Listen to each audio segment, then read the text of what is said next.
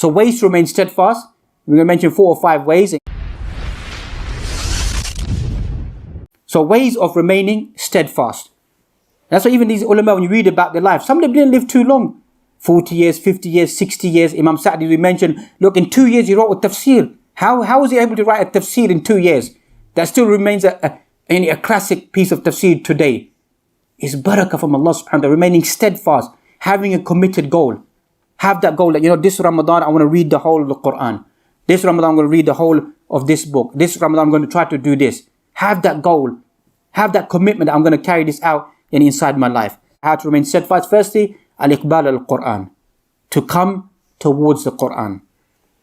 Come towards the Qur'an. وَقَالَ الَّذِينَ كَفَرُوا لَوْلَا نُزِّلَ عَلَيْهِ الْقُرْآنُ جُمْلَةً وَاحِدَةً. The disbeliever said inside Surah Furqan, why doesn't the Qur'an come down in one go?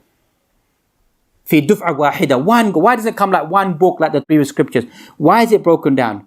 Allah mentioned كَذَلِكَ لِنُثَبِّتَ بِهِ فُؤَادَكَ. We sent down the Qur'an in sections.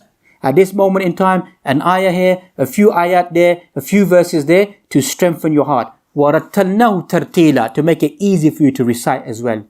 That's what makes the Qur'an special. وَلَا يَأْتُونَكَ بِمَثَلٍ إِلَّا جِئْنَاكَ بِالْحَقِّ وَأَحْسَنَ تَفْسِيرًا. They don't bring an example except we bring a better example and a best of tafsir. So coming towards the Qur'an will strengthen one's iman. Reading the Qur'an, alif, lam, mim, isn't one word.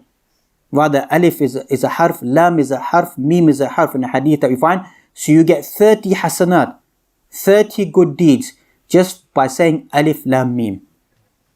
Just by saying that. And imagine you have a daily reading of the Qur'an. That's why I said that many people, as mentioned, 15, 20 years practicing the faith, can barely read the Qur'an, can barely engage with the Qur'an, don't set themselves goals of studying the Qur'an, reading the Qur'an. Ala aqal shay, the least a person should do is read a juz a day. Obviously, we're not going to ask you to do that, but a juz a day. And those people you listen who recite the Qur'an, you know how much they recite a day? Then you think, oh, you know what, I want to be an imam like that. They recite sometimes 3 to 4 juz a day, daily. Not in Ramadan, daily. Every single day have a wird of reciting 2 to 3 juz inside their lives. That's how they become where they are. Obviously it's blessing from Allah subhanahu wa ta'ala, but they made that effort, they made that sacrifice. When people do other things, that they're focusing towards the Qur'an. They're making the efforts towards the Qur'an. Allah subhanahu wa ta'ala then bestows that blessing. As we find in certain narration, the chest that contains the Qur'an, that body will not be burnt by the hellfire. That contains the Qur'an. That should be encouragement. If I've surpassed me, I haven't been able to memorize the Qur'an, encourage someone else, encourage our children, encourage the people around us, and go and memorize the Qur'an. Because that's the beginning of all Islamic sciences, is our relationship with the book of Allah subhanahu wa ta'ala. Imam Thawri mentioned, وَاسْتَقِمْ كَمَا أُمِرْ. Remain steadfast, you've been commanded to do so, عَلَى الْقُرْآن. Remain steadfast in following the Qur'an. And specifically inside the Qur'an is قَصَصُ الْقُرْآن. The stories inside the Qur'an. Allah mentioned, وَكُلًّا نَقُصُّ عَلَيْكَ مِنْ أَنْبَاءِ الرُّسُلِ مَا نُثَبِّتُ بِهِ فُؤَادَكَ. All these stories we narrate inside the Qur'an, مَا نُثَبِّتُ بِهِ فُؤَادَكَ, to strengthen your heart. So the Quranic stories, when you read Ibn Kathir's Qasas al-Anbiya, you read that, a book speaking about all the stories inside the Qur'an as well. Read those stories about steadfastness. Read about Ibrahim alayhi salam, when he's about to be thrown inside the fire. When he threw him inside the fire, وَقُلْنَا يَا نَارُ كُونِي بَرْدًا وَسَلَامًا عَلَى إِبْرَاهِيمَ.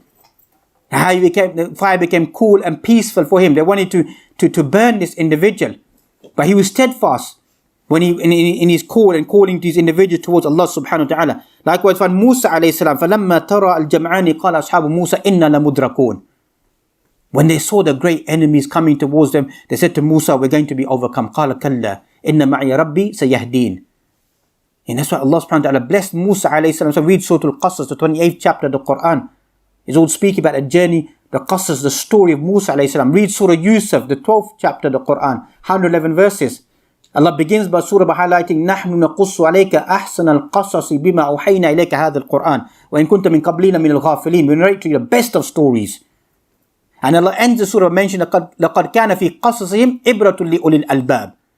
The inside these stories is ibra for men of intellect and understanding. ما كان حديثا يفترى. These are not made up stories. These are stories of conviction. That's when you read the Quran, to strengthen our conviction, strengthen our belief in Allah subhanahu wa ta'ala. Likewise, you find read other places. Read the 85th chapter of the Quran. It's like you're visualizing Palestine at the moment. People being harmed. For what purpose? Because they believe in Allah subhanahu wa ta'ala. Likewise, read Surah Al-Kahf, the 18th chapter of the Quran, these 110 verses. Why is it a sunnah to read it every Friday? Try to decipher why. Why did the Prophet ﷺ mention, read this surah? Even that's the most accurate view regarding authenticity. These ahadith, some ulama made a critique, but in general, is the most strongest view that these ahadith are authentic, they're acceptable. To recite Surah Al-Kahf every Friday. Read the theme. The whole theme is what? Is fitan. Is trials, is tribulations, is hardships that are placed inside this surah. So if a person reads this surah, that's why you find a person who reads the Quran doesn't become bored. Doesn't become bored. Every time you finish the Quran, you start the Quran all over again. And every time you read the Quran, you come to a different concept of the verse, and you think, it's as if that verse has been revealed now. I had that verse pass by me. I don't even remember that verse. I don't understand the context of the verse. I don't even remember that verse being there. And imagine for some of us, we possibly haven't read the Quran since when? Since last Ramadan. May Allah forbid. That some of us haven't touched the Quran since last Ramadan. But we found time to do everything else in our lives. We found time to do everything else inside our lives, but we haven't found time to read the book of Allah subhanahu wa ta'ala, and then to find ways of, and then we complain about Iman. The second or the third thing that we find is ad-du'a. Look inside the Quran. Allah poured down upon us Iman. رَبَّنَا لَا تُزِغْ قُلُوبَنَا بَعْدَ إِذْ هَدَيْتَنَا وَهَبْ لَنَا مِن لَدُنْكَ رَحْمَةً. Allah, don't deviate our hearts. That's why when a person is following Islam, person shouldn't become full of themselves. Always make dua to Allah subhanahu wa ta'ala. The most excessive dua of the Prophet ﷺ was what? Allahumma ya muqallib al-qulub, thabbit qalbi ala dinik. Oh Allah, the one who makes hearts to be firm, ground my heart in your belief, in your conviction. Other riwayat they find, ya musarrif al-qulub, sarrif qalbi ala ta'atik. Change my heart, move my heart towards obedience towards you. That's the Prophet ﷺ. That's the most excessive supplication he made. So this is what we should be praying. All of us, we're human beings. As soon as we walk out the masjid, what's going to happen? Someone might be doing this, someone might be doing that. That's challenges of life. We're human beings. We're human beings. So how you have to pray to Allah subhanahu wa ta'ala to strengthen my iman. Just like you preserved my iman inside the masjid. You preserved it while I went for Hajj, when I went for Umrah, when I fasted in Ramadan. Preserve it when I come out of that environment. When I come inside the society, give me the tawfiq, give me the ability to find the goodness of iman inside my life, to be at least, as we began, with an equilibrium, on a balanced iman in belief in Allah subhanahu wa ta'ala. Thirdly, what we find is dhikrullah. Make the dhikr of Allah. Allah mentions inside the Quran, Ya ayyuhalladhina amanu, idha laqitum fi'atan fathbutu, wadhkurullaha kathiran la'allakum tuflihun. Allah mentions inside this passage inside the Quran, remain steadfast. Allah says, wadhkurullaha kathiran la'allakum tuflihun. Immerse yourself in the dhikr of Allah, that you may become what? Successful. End of Surah Al-Imran. Ya ayyuhalladhina amanu isbiru wasabiru warabitu wattaqullaha la'allakum tuflihun. Be patient, be resolute, be committed, that you may become successful individuals. So you have to be patient, you have to persevere, and you have to make dhikr of Allah subhanahu wa ta'ala throughout your life. Always remember Allah subhanahu wa ta'ala. Thank Allah subhanahu wa ta'ala. Make shukr. Every day we see all this going around, we should be sitting there and saying, Ya Allah, we thank you for the blessings you've bestowed upon us. Look at these hardships that people are going through. Look at the difficulties they're going through. So just thank Allah. Okay? And just remember Allah subhanahu wa ta'ala. And then some people go a step further. I should have been with the companions. Allah knows. That's why Ibn Mas'ud mentioned that Allah subhanahu wa ta'ala looked at all of the earth and selected Mecca to be the final place of revelation. Then Allah looked at the hearts of all of human beings and selected the Prophet Muhammad to be the final messenger. Then Allah looked at the hearts of all the rest of the creation and selected that those men and women going to be around the Prophet ﷺ. Okay, that's destined and decreed by Allah subhanahu wa ta'ala. Those people lived in that era and that generation, and they're going to be there at that time. So let's just live according to our own selves and our own capacity. Fourthly, we find mumarasat da'wa ila Allah. Practice giving da'wa ila Allah subhanahu wa ta'ala. Not to, let's be frank, to get one over another person. Because that's what most of us, that's what it's da'wah about. Just find a mistake of this person. Find a slip up. Find a sin. Find him making this, say this ayah wrong, say this hadith wrong, he done this wrong, he done that wrong, she done that wrong. I saw him smoking their cigarette in the corner outside the masjid. I saw him doing that. I saw him doing that. That's not what da'wah is, brothers. That's not what da'wah is, to get one over another person. If it happens, something comes in front of you, you're able to correct it. Obviously, as imams, we may have some form of more authority over you because maybe they may pay more attention to our words. Most of these people, they burn out. They burn out in their life because they're just worried about other people, not worried about their own selves. You know, or they're going there, try to give da'wah. Many people come from a bad lifestyle. They go there and try to give da'wah to their friends or whatever. And next minute, they're sitting with them doing whatever they're doing before. You know, just keep yourself away from that type of crowd, that type of environment. If Allah subhanahu wa ta'ala blesses you and you manage to meet someone, then give them advice. Don't go out of your way to go and speak to those people that you may be involved in before, because most times they're going to derail you and bring you back towards that path and take you away from the path of Allah subhanahu wa ta'ala and deflate you even more. You know, and try your best to observe da'wah in its right manner. And likewise, remember inside the Quran, Allah mentions, Ya ayyuhalladhina amanu lima taquluna ma la taf'alun. Why do you say that which you don't do yourselves?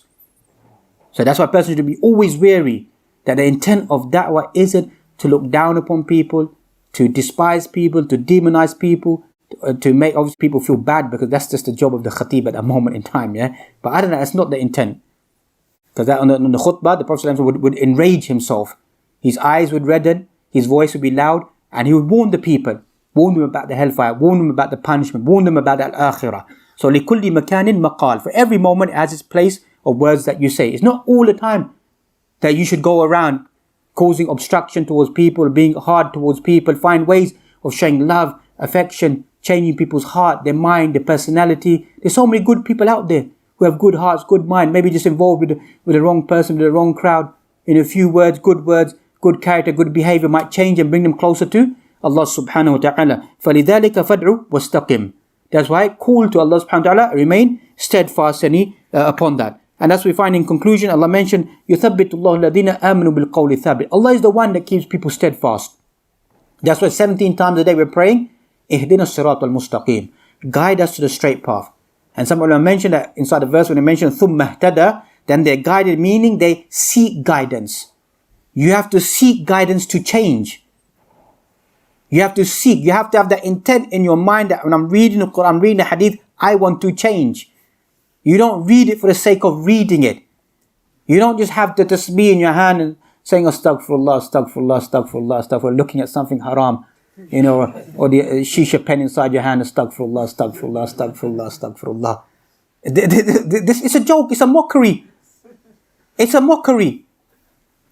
It's clearly that's what it is, just a mockery. That you're just having this, that we want to change. You change means that you try to take those positive steps to try to change it. You see, this is my weakness. This is where I'm going wrong inside my life. This is what I need to abandon inside my life. This is what I need to give up inside my life to become a better individual. وَلَوْلَا أَن ثَبَّتْنَاكَ لَقَدْ كِدْتَ تَرْكُنُ إِلَيْهِمْ شَيْئًا قَلِيلًا. Allah subhanahu wa ta'ala said about the Prophet, we didn't make you steadfast, you would have begun to incline towards them. Incline towards them meaning the things that the people are doing. Inside the society, that you would have been a normal person, but we've chosen to be above that rank. That's what the Prophet was. Read his seerah, how Allah subhanahu wa ta'ala preserved and protected him. Protected the Prophet not even to visualize anything which is inappropriate. So he becomes an ideal role model for us. That he becomes the benchmark. We read about his seerah, read about his life, see how he impacted people, how he changed those notorious Arabs around him, changed their life to become the best of people. كنتم خير أمة أخرجت للناس تأمرون بالمعروف تنهون المنكر. You're the best people ever raised are the companions around the Prophet عليه الصلاة والسلام.